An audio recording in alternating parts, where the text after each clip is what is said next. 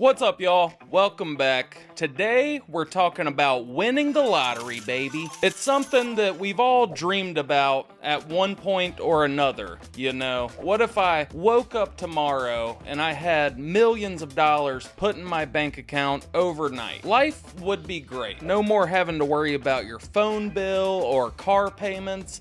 That's for peasants. I'm a millionaire. I can get health insurance and afford eggs. So if you win the lottery, you can buy just about anything you want and life would be perfect, right? Well, that's probably what the people we're gonna talk about today were thinking. But as we'll find out, instead of turning your life into this perfect fairy tale, becoming a millionaire overnight may actually be the quickest way to completely destroy your life. And it honestly seems the more money you win, the more messed up things get. So let's talk about some people that actually lived through it and see just how insane their lives became after they won the lottery. And I just want to say real quick before we jump in, thanks to all of y'all for watching. I took a little break at the beginning of this year just to focus on some stuff, but I appreciate all the support from you guys even after taking a couple months off. But okay, let's get into it. So our first lottery winner is Tonda Dickerson. And before she was a millionaire, Tonda Dickerson was a Waffle House waitress near Mobile, Alabama.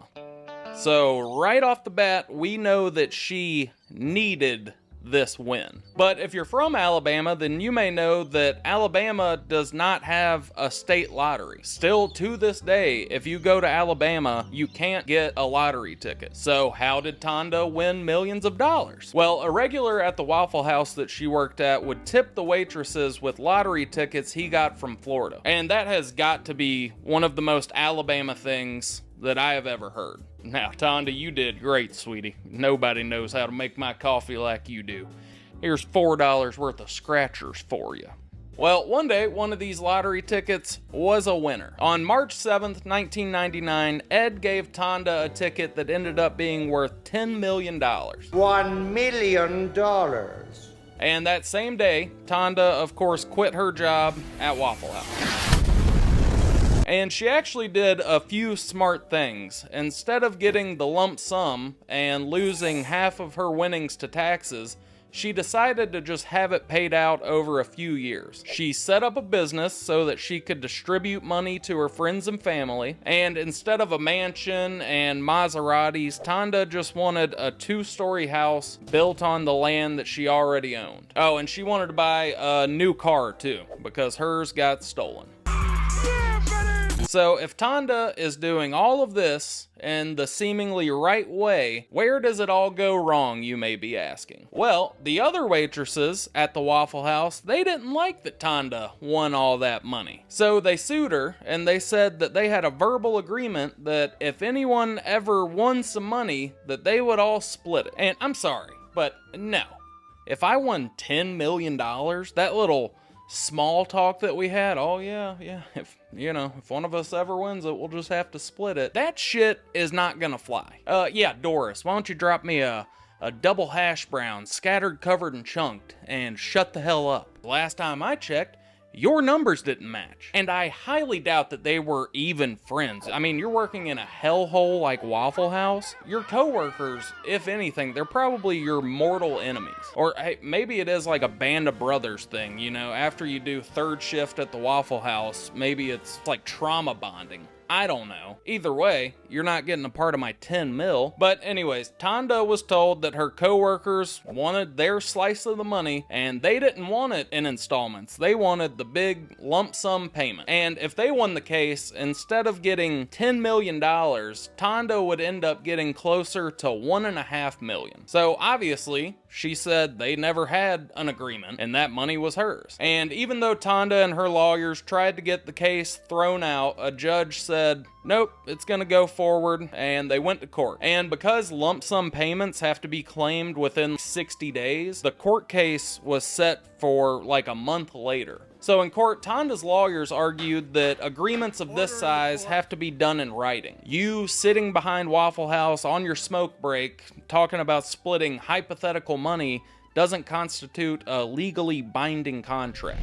But before the trial, Tonda's coworkers got more witnesses to say that if anyone ever did win, that yeah, they all agreed to split the money. And if that wasn't enough, the guy who gave the tickets out, Ed Seward, also claimed that he was told if anybody ever won, they would buy me a white Ford King Ranch truck.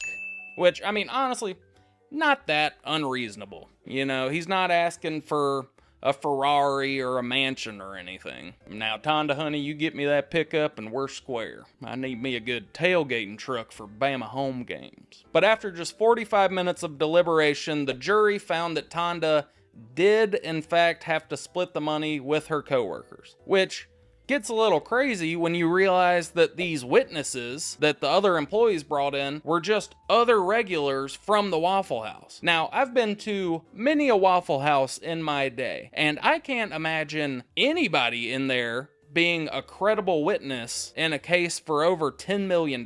I mean, you could offer those witnesses a free all-star special and a pack of Marlboro Lights, and they will say whatever you want. But Tonda wasn't going to take this lying down. After her first lawyer said that she probably wouldn't win any appeals, she fired his ass, hired another lawyer, and took this to the Alabama Supreme Court, which I like to think the Alabama Supreme Court is just Nick Saban deciding who's right. But just as the money was about to be paid out, the Supreme Court accepted to hear her case. And while Tonda's co-workers came with the same argument, and they just threw Cletus and JJ back on the stand, Tonda's lawyers had a new defense. They argued, well, how could there be any agreement about a lottery win because the lottery is illegal in Alabama? And ultimately, the Supreme Court sided with Tanya and said that she could keep the full winnings. But that is just the first and less crazy half of this story. So a few months after the ruling, due to the stress of all this, Tonda's marriage with her husband James fell apart. And nearly 2 years later, while Tonda was getting ready to leave the house,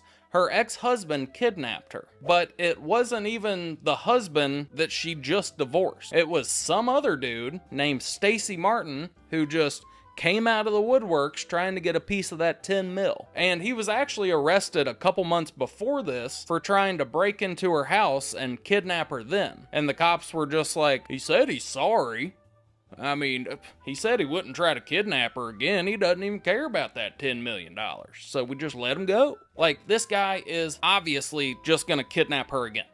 What are we doing? But her ex forced his way into her truck and took off down the highway, telling Tonda that he was gonna kill her. And I really like to think that the truck she was driving was the white Ford King Ranch that the guy who bought the tickets wanted. And just every time she passes him in town, she just flips him off. But finally, Tonda and her ex-husband end up a state over in Mississippi at a secluded boat launch. And while they're there and Tonda's trying to convince him to let her go, her phone keeps ringing. And she was finally able to convince him to let her answer the phone because she was like, dude, if I don't answer, people are gonna get real sketched out and they're gonna come looking for me. He agreed, and when she reached into her purse to grab her phone, she grabbed her .22 pistol instead and shot Stacy in the chest. She was able to convince him to let her drive them both to the hospital because obviously, Stacy wasn't looking too good. Her ex-husband ended up surviving, and Tonda was never charged with anything for shooting him. But the real kicker is, her ex-husband never got charged with anything for kidnapping and threatening to kill Tonda. So the cops,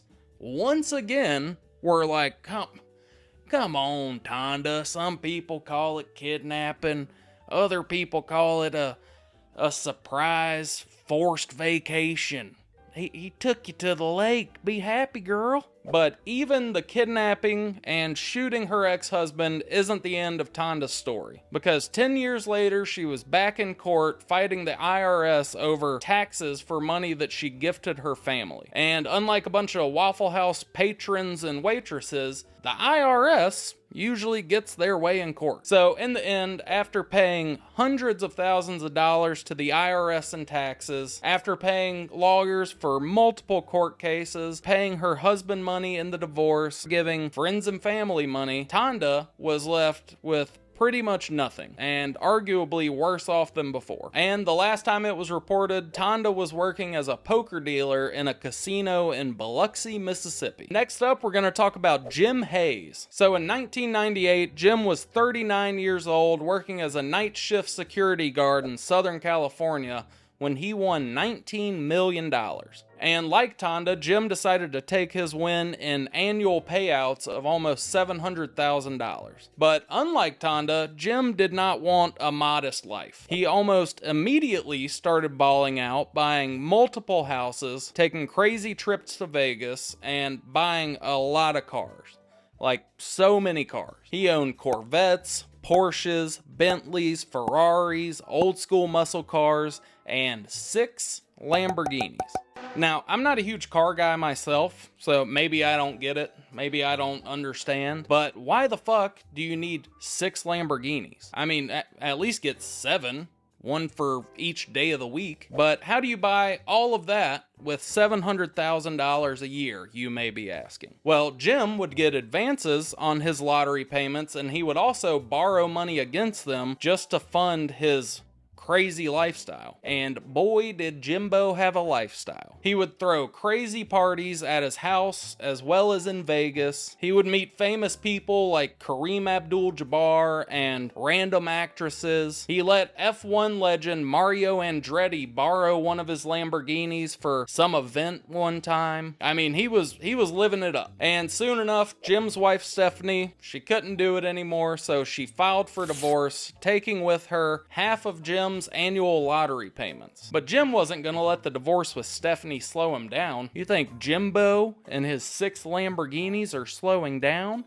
No. So Jim soon married his second wife, Stephanie. That's right, Jimbo married 2 Stephanies. And you just know that Jim is the kind of guy to be like, yeah, I had to trade the old one in and upgrade to the new model. But with this new Stephanie, it really was true love. And we know this because he had her image airbrushed onto the tank of his Harley Davidson. And there's actually a truck that used to drive around where I live, and on its tailgate was like this full airbrush scene of like another planet, and there were 3 wolves howling at multiple moons, and there was like a UFO in there somewhere too. It was the weirdest fucking thing. But Jim, he's living his dream life. He has anything that he could ever want. He's on top of the world. But just as things couldn't get any better, Jim suffered 3 herniated discs in his back. And after a failed surgery, the only thing that could get Jim through the day were his pain pills. And he said after his doctors kept giving him stronger and stronger prescriptions, he was full-blown addicted, and he didn't even know it yet.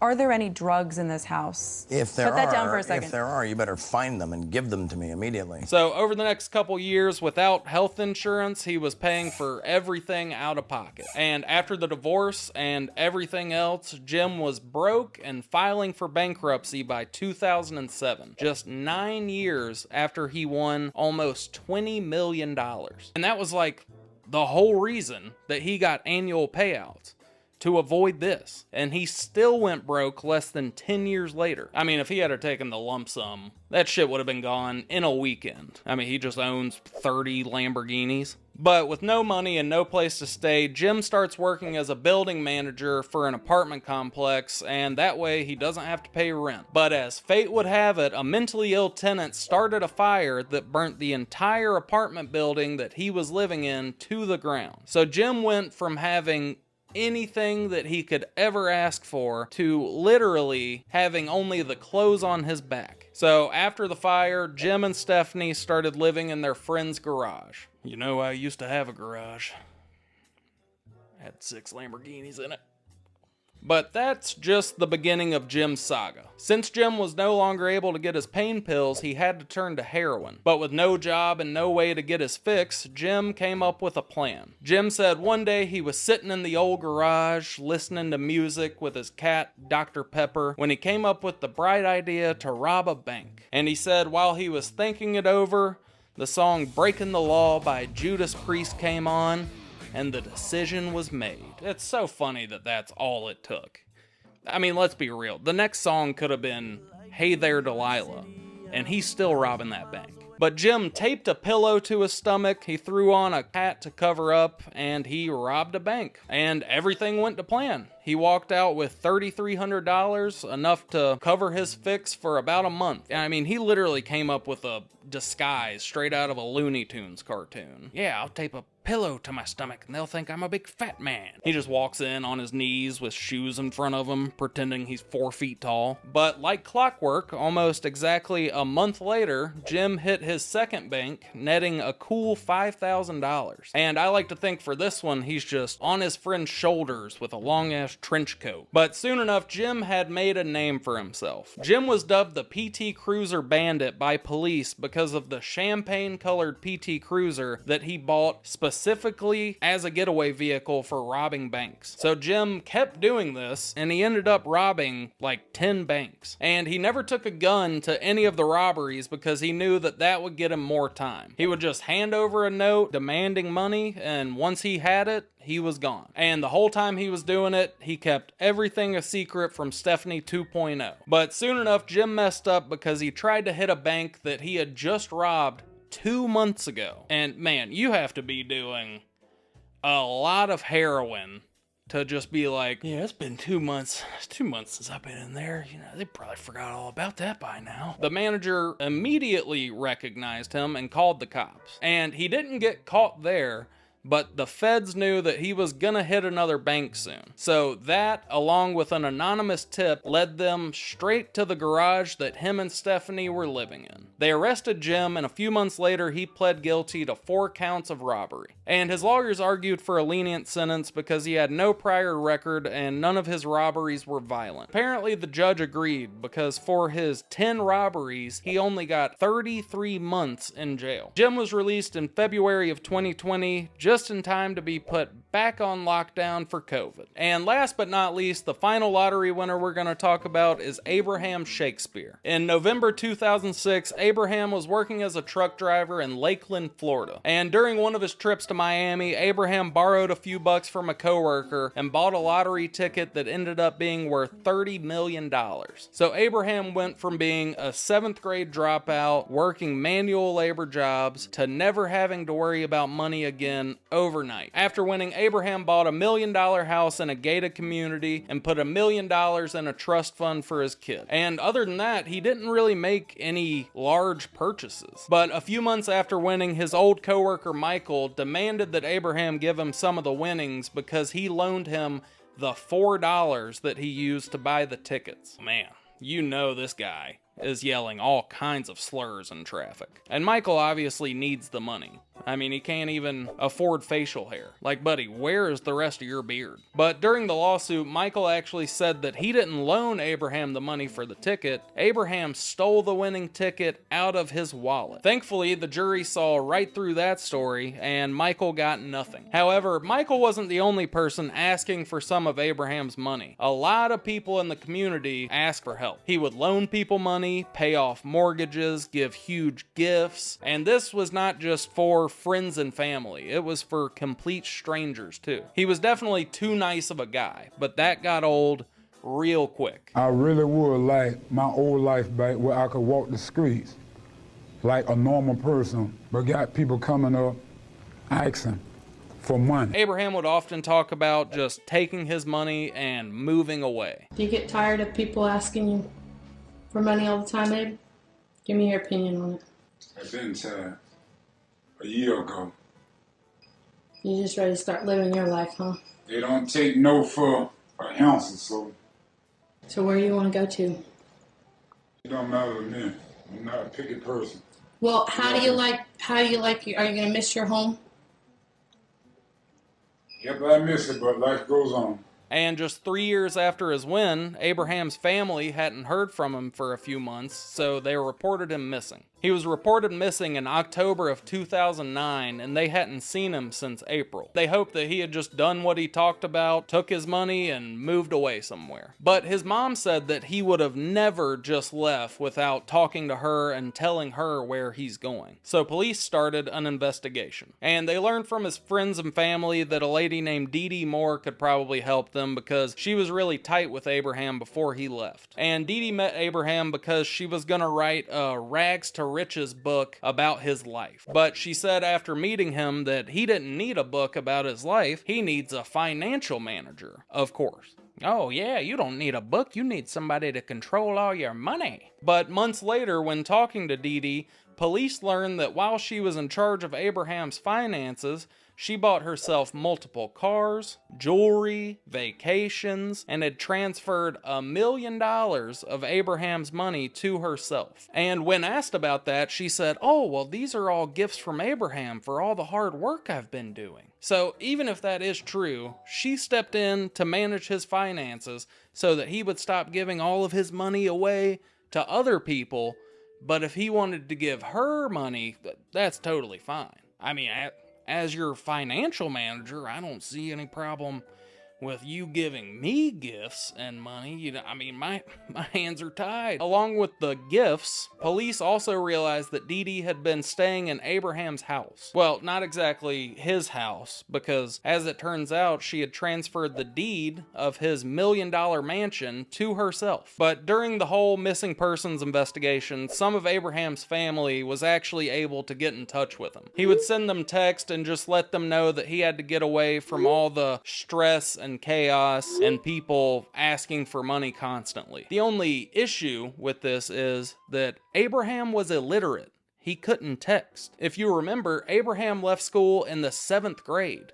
His family said that he didn't know how to spell. So I guess while he was on the plane to this mystery island that he's staying on, he got hooked on phonics. Or maybe the in-flight entertainment was Schoolhouse Rock. So with all of this sketchy stuff going on, the police enlisted the help of one of Abraham's friends, Greg, because Greg was also tight with Dee Dee. And they were gonna try to slowly get information from Dee Dee. But this didn't end up being too hard because Dee Dee loves to run her mouth. I only been talking to you because I'm trying to find Abraham. Exactly.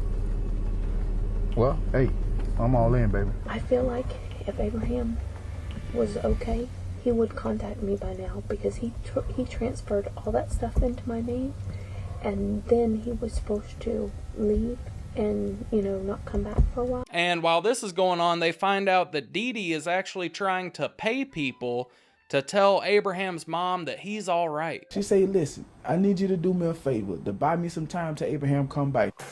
Can you tell Abraham, mother, that I'm okay? I said, I'm okay. I want you to pretend to be Abraham. I said, man, I don't know. She said, I tell you what, I'll give you $300 to make the phone call.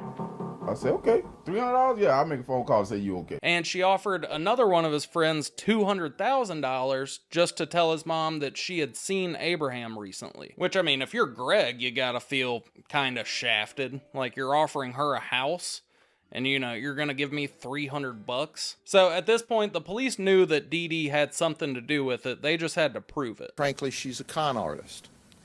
And if she were trying to sell me something, I wouldn't buy it today. And feeling the walls closing in, Dee Dee actually reached out to Greg and asked him if he knew anybody that would take the rap for Abraham's murder. She was like, you know, I definitely didn't do it. I've just got this weird feeling that Abraham's dead. It 100% was not me. Didn't do it. Didn't have any part of it. But, you know, the cops think I did, so do you happen to know anybody that could take the rap for this? So Greg, who was working with police, told Dee Dee, yeah, I know somebody that will take this murder charge. And then, what do you want? 50 grand. Can I do it in payments? Because I don't have that kind of cash. I'm going to have to sell something. I'm going to need 10 up front. Once I do this, make sure my boy get the money. But they told Dee Dee that, yeah, if he's going to be the fall guy, well, he's going to need some sort of evidence or proof that he was the person that murdered Abraham, you know? Shit, I tell her, listen, if we gonna convict this guy, let me get the gun. If you got it, I ain't saying you got it, but if you got it, if you know who got it, bring me the gun that killed him so we can pin it on him. So let's just recap. Dee Dee was like, hey, you know, I definitely didn't kill him, but do you happen to know anybody that'll take a murder charge for me just in case? Oh, yeah, sure, yeah. One of my buddies said it's no problem. You just gotta give him, you know, the murder weapon just so that he has proof that he killed him. You know, we got to make sure that the cops know that it was him. Oh, yeah, no problem. Here's the gun used to kill him. Oh, by the name, it's registered in my name. Yeah, forgot to tell you that. Her master plan was to give this guy a gun registered to her to prove that she's innocent. She legitimately has to be one of the dumbest people ever. I mean, do you really think that people are gonna be like, yeah, I'll go to prison for $50,000? You know how many honey buns I can buy in prison with 50 grand? You are such an idiot. It is almost inconceivable. And after all this, Greg also convinced her to tell him where Abraham's body was. He was buried almost 9 feet deep under a concrete slab behind one of Dee Dee's houses. And when police dug him up, they discovered that he had been shot twice in the chest. And while the cops were working to secure an arrest warrant, Dee Dee was doing what Dee Dee does best, running her mouth. I have never hurt that man. He knows everyone knows I would never hurt that man in any way. Did you murder Abraham Shakespeare? Absolutely not. And I Dee would Dee, not do that. you indicated you know who pulled the trigger. With the situation and how it went down, I wouldn't believe myself. I would say, lock her up. I would. And some of the stuff that she came up with while being interrogated was just insane. She had like a dozen different stories about what happened to Abraham. She told different people that he was on a cruise. One story she provided was in the Bahamas on a vacation. Another story, she had mentioned that he was somewhere in the Caribbean receiving treatment for AIDS. But maybe the most insane thing that she said was she thought that maybe her 14-year-old son was the one that killed Abraham and buried him in the backyard. She said, my son RJ shot Abraham twice. RJ walked in the room, grabbed my gun, and shot him. I mean, what a disgusting piece of shit, dude. Saying literally anything and everything to get your ass out of hot water. The fact that she would throw her 14-year-old kid in prison if it meant that she didn't get in trouble is vile, dude. I mean, the whole thing is vile, but that just shows you she doesn't care about anything or anyone except for herself. But obviously the cops were able to see through this storm of bullshit that she was throwing out, and they arrested her. And 2 years later, when the trial began, the storm of bullshit started right back up. Moore herself became the center of attention, the judge threatening to stop the trial unless Moore stopped misbehaving. It was another Dee Dee Moore meltdown inside the Hillsborough County courtroom today. Moore shouted in court right before today's break for lunch. More drama in the trial of the woman accused of killing a local lottery winner. An unexpected medical issue caused a delay in this morning's testimony. This sure has been a circus, one setback after another with this trial. And once again today, Dee Dee and her attorneys this time got scolded by the judge for talking too loudly amongst each other. We're not going to go back and forth. You need to compose yourself, and I'm about to give you time to do that and to speak to your lawyer. Throughout the trial, Dee Dee was crying and sometimes laughing hysterically. Multiple times she was caught making faces and yelling at the jury. Ms. Moore, I've cautioned you throughout these proceedings that any gestures, facial expressions, audible comments showing approval or disapproval are not acceptable. And you can just tell that everything this lady says is such bullshit. I had an anaphylactic, sorry my tongue, I had an anaphylactic shock. It makes me mad watching her. When one of the investigators working the case took the stand, he said that Dee Dee had made sexual advances towards him while he was working the case. She told me that she could get a free room at the Hard Rock Casino and her perform sexual acts on me. I told her that if she kept lying that I was going to get angry. And she said that I wasn't going to get angry, that I was going to have sex with her. And Dee Dee's father said that she even called him to see if he would take the rap for Abraham's murder because he was old and had health problems. Donegan told investigators Dee Dee asked for his help. Quote, she said, well, you're old, you're getting old, and all this stuff.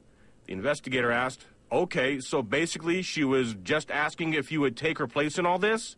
Donegan replied, basically. However, when deputies asked Dee Dee's dad if she ever lied, Patrick Donegan replied, quote, she tells the fibbiest fibs. I mean, this is someone who will do literally anything to try and get out of this. She thought that she was smarter than everyone, but in reality, she is so dumb that it is hard to fathom. Luckily, the jury found Dee Dee Moore guilty of first-degree murder and sentenced her to life in prison with no possibility of parole. Cold, calculated, cruel, they all apply.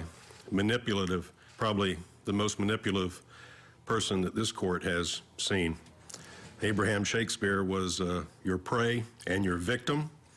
Money was the root of the evil that you brought to Abraham. State of Florida versus Doris Donegan Moore. The defendant is guilty of first-degree murder. And just to be sure, they hit her with an extra 25 years for using a firearm during a violent crime. And thank God this batshit crazy woman is locked up forever. But that's it, guys. I guess the lesson we can all learn is that if you ever win the lottery, tell absolutely no one and move far, far away. It's honestly crazy that some states don't let you claim money anonymously. I mean, they're legitimately setting you up for some sort of catastrophe. But yeah, this was a longer video than I usually do, so it took a little longer to put out, but if you stuck around to the end, I really appreciate it. And like I said at the beginning of the video, I really do appreciate all the support from you guys. It means the world. Like the video if you enjoyed it, and hit subscribe if you want to see more.